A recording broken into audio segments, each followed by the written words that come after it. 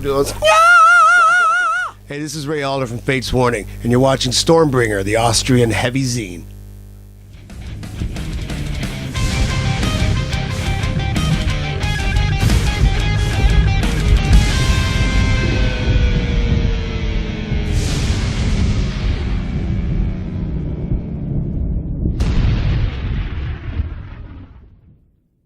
Yeah, Ray.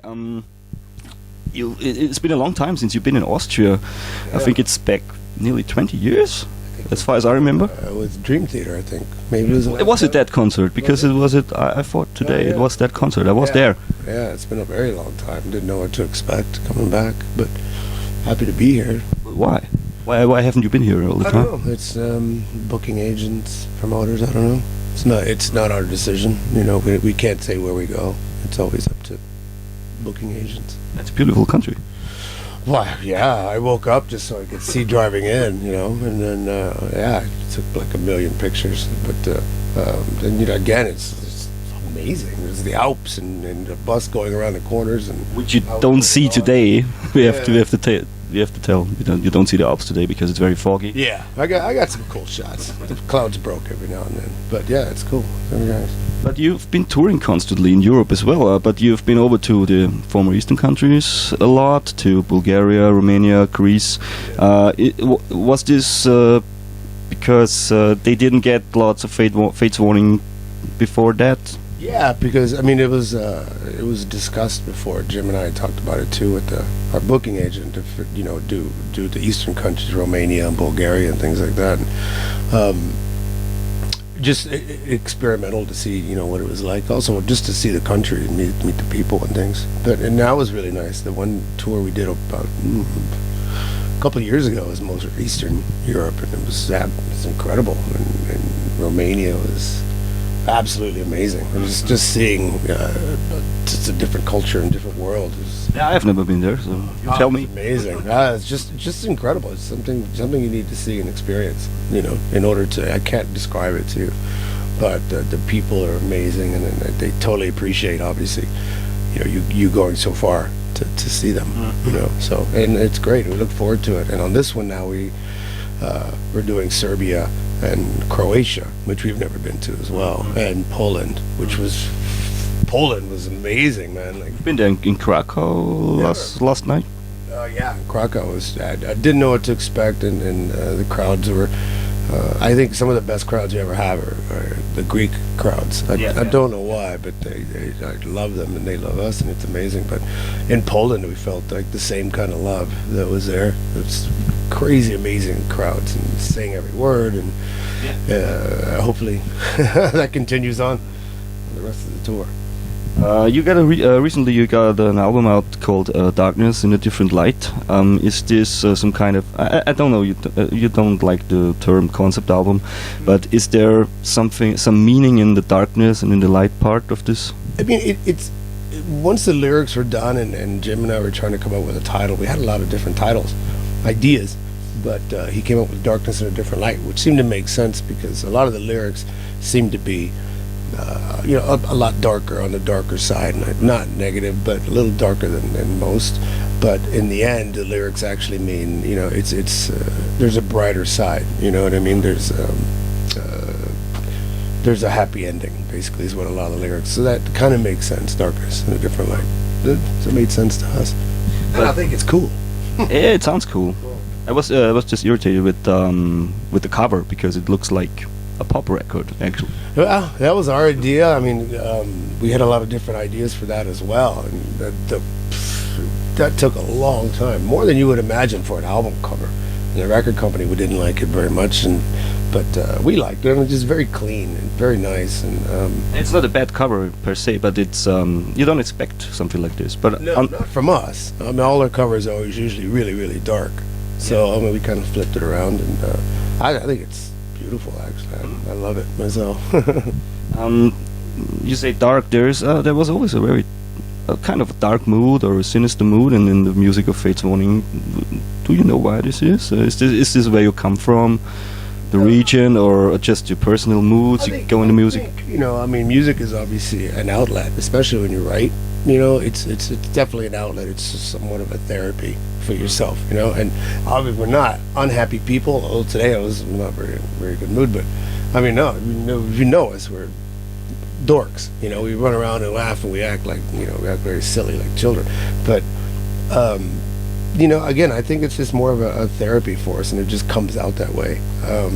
Don't mean to be depressing or anything, you know, but Melancholic. I call it melancholic. that was the word I was going to use, melancholic. But you know, it's funny because I get from a lot of the fans that they say that they understand it and it means a lot to them and it helps them sometimes through certain times. So, you know, if it helps somebody, then I think we've done something. Yeah, it's true for me as well. I had a really hard time when the Pleasant Shade of Grey album came out, so that helped me over the time a lot. So thanks. You're welcome. There you go. See. But to come back to this record, it's been 9 years since the previous record. So why did it take you so long? Yeah, okay. Jim was in involved in other projects as well. I mean, that's basically it. You know, we never sat down and said we're going to take a break. You know, it just.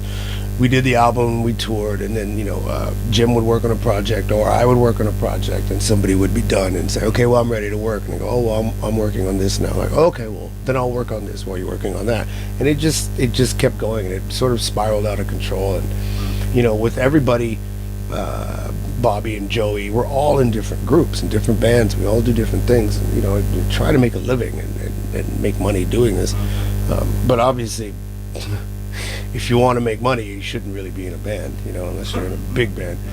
So it was just that. I mean, you know, just everyone's different projects getting in the way. And finally, Jim and I were touring in Europe. Well, the rest of us, and Jim and I sat down and talked, and we said, we need to stop doing all this, and then we need to do an album. We need to just stop with the projects and work on the album. That's exactly what we did, and I didn't work on anything else, and all we did was talk every day and write, and that's basically what happened. And in the middle of that, we went on a tour just to kind of, you know, I mean, obviously, when you write, you get your stories from true life, from things that you experience and things like that. But that was basically it. Took a break from the writing, toured, went back to writing, and finished the whole album. So I mean, that's basically it. It wasn't a conscious thing. It was just 9 years went by like that, man. You know. Yeah. Raise a child. Mm-hmm. So we're not going to do that again, because then we'll be too old to put out another album. You know. That would have been my next question, but okay. Wheel into the studio, you know, and, ready to go. Wheeling in here to watch you. Yeah. So. You got a new drummer on this. The drummer is not so new itself, but it's his first record. Yeah. Bobby Jarson back. Jarson. Yeah, he's absolutely incredible. I wanted to work with him for a long time, and finally we have, you know, to do an album with him was just amazing. And every day hearing, you know, the drum tracks coming through the studios, even the demos, it's just like.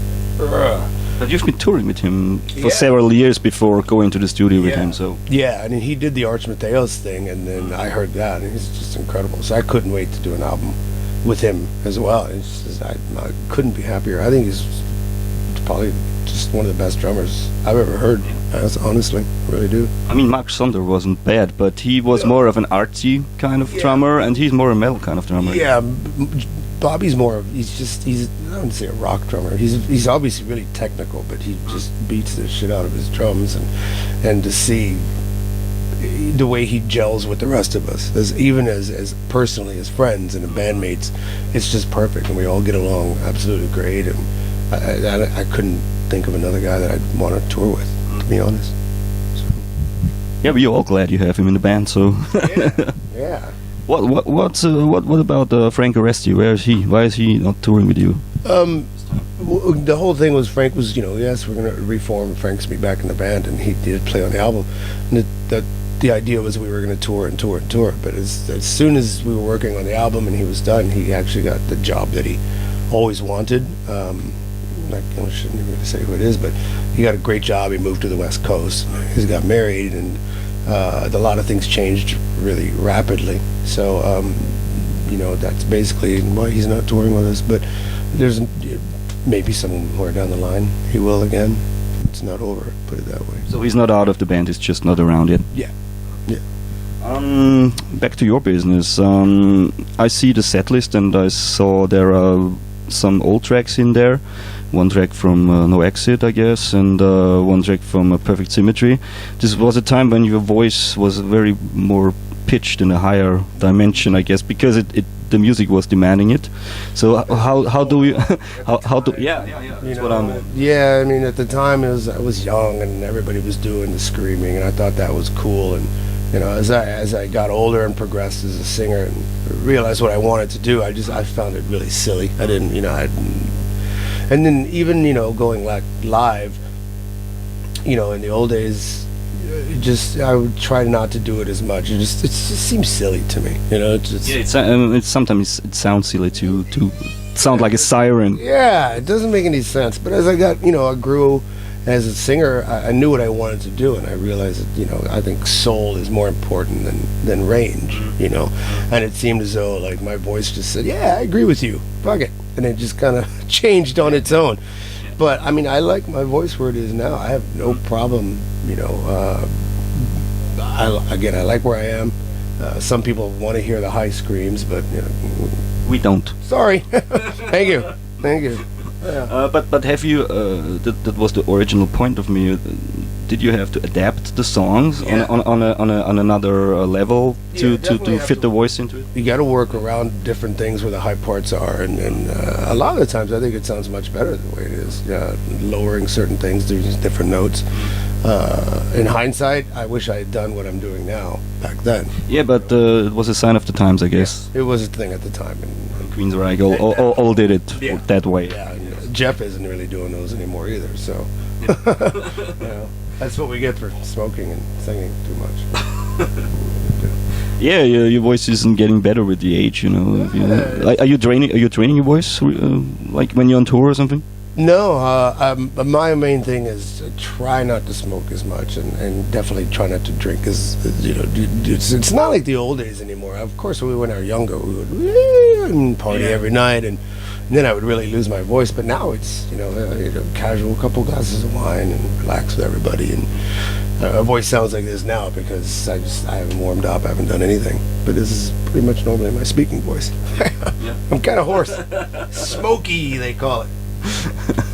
So yeah, Ray, it's nice of you took your time for us. I hope to have you around more often. Yeah, hopefully. In Austria as well. Yeah, well, we'll see what happens tonight. Again, it's been so long, so I don't know how many people will show up, but hopefully, you know, I do want to say there's one thing that I appreciate our fans for sticking around after not having an album for 9 years, and we finally do an album. And it's nice to have people come out to the shows and sing the new songs, which is always a pleasure. It's always amazing. But I really find our fans very special, that they like our music and they've stuck with us all these years. I think it's something very, very special, and I always appreciate it. Special band, special fans. Well, special fans, definitely special fans, absolutely. So, but thanks, thank you. Thank you.